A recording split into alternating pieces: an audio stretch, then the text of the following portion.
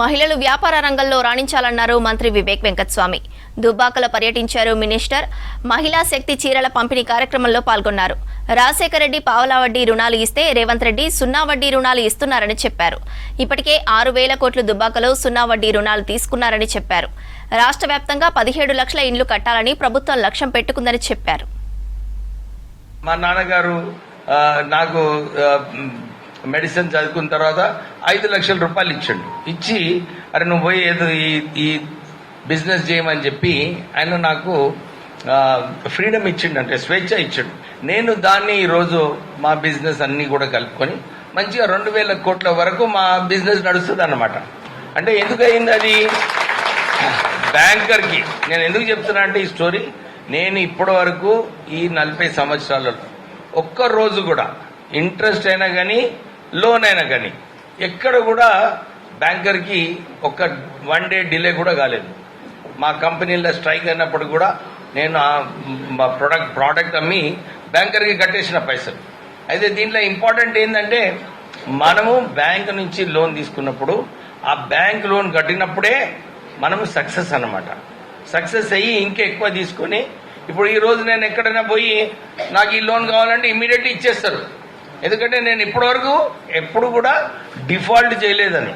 Default చేయకుంటే బ్యాంకర్కి ఎప్పుడు ఏ సమయమైనా కానీ ఏ బిజినెస్ చేయాలనుకున్నా కానీ వాళ్ళకి నమ్మకం ఉంటుంది, మనము మంచిగా బిజినెస్ చేసుకోవచ్చు. సో మీరు కూడా ఏదైతే మహిళా శక్తి అని రేవంత్ రెడ్డి గారు కాంగ్రెస్ ప్రభుత్వం మీ అందరికీ తెలుసు, 2004లో వైఎస్ రాజశేఖర రెడ్డి గారు ఉన్నప్పుడు ముఖ్యమంత్రిగా కాంగ్రెస్ ముఖ్యమంత్రి ఉండే ఆయన్నే ఈ సెల్ఫ్ హెల్ప్ గ్రూప్స్ మహిళలకు మనము పావులా వడ్డీతోని ఈ గ్రూప్స్ కి మనం సాయం చేయాలని చెప్పి ఆ రోజులలో మనకు పావులా వడ్డీ రుణాలు వచ్చినాయి.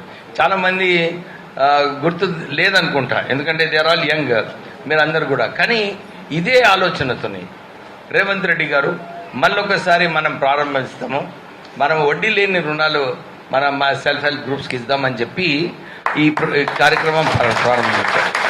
సంతోషమైన విషయం ఏంటంటే 6 కోట్ల రూపాయలు మీరు అందరు తీసుకున్నారు వడ్డీ లేని రుణాలు. చాలాసార్లు అవగాహన లేక ఈ రుణాలు తీసుకోకపోవడము, సరిగా వాడుకోకపోవడం, ఇవన్నీ కూడా సమస్యలు ఉంటాయి.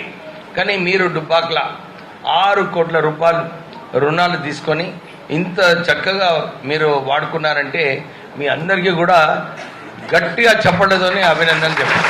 మన కుటుంబాన్ని మనం ఆదుకోవాలి, కుటుంబానికి ఒక దారి చూపించాలి. ఎందుకంటే మీ కష్టం చూసి కూడా మీ పిల్లలు కూడా గుర్తించుకుంటారు, అరే మన అమ్మ నాన్న గారు ఇంత కష్టపడుతున్నారు, మనం కూడా కష్టపడాలని చెప్పి వారికి ఒక ఎగ్జాంపుల్ ఉంటుంది. సో మీరు ఎంత మంచిగా మీరు బిజినెస్ చేస్తారో మీ కుటుంబానికి కూడా వాళ్ళు కూడా చూసి వాళ్ళకు కూడా ఆ ఉత్సాహం వస్తుంది, చలో నేను కూడా చేయాలని చెప్పి ఉంటుంది. సో ఇదే దృష్టిలో కాంగ్రెస్ ప్రభుత్వము రేవంత్ రెడ్డి గారు ప్రజాపాలన గెలిచిన తర్వాత మీకు 6 గ్యారెంటీలు ఇచ్చినారు.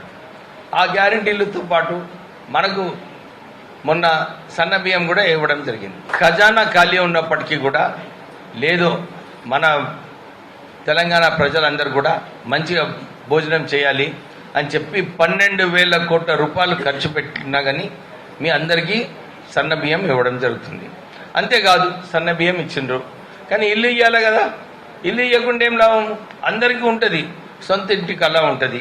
అందుకోసానికి ఎవరైతే అర్హతలు ఉన్నారో వీళ్ళందరికీ కూడా ఇల్లు కట్టాలని చెప్పి కాంగ్రెస్ ప్రభుత్వం అప్పుడు 1970లలో ఇందిరాగాంధీ గారు ఇది ప్రారంభం ఇచ్చారు.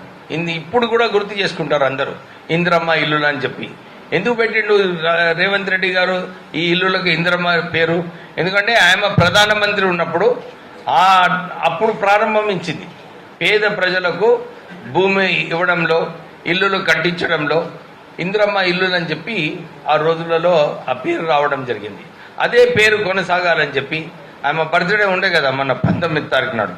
తో రేవంత్ రెడ్డి గారు అన్నారు ఆయన మహిళలకు ఒక ఇన్స్పిరేషన్ ఉంటుంది, ఆయన ప్రధానమంత్రిగా 11 సంవత్సరాలు పనిచేసింది, ఆమె పేరుతో ఇస్తే మహిళలకు కూడా ఒక ఉత్సాహం వస్తుందని చెప్పి ఈ ఇందిరమ్మ జయంతి రోజు ఇందిరమ్మ చీరలు పంచుదామని చెప్పి ఆయన ఆలోచనతో పంచడం జరిగింది.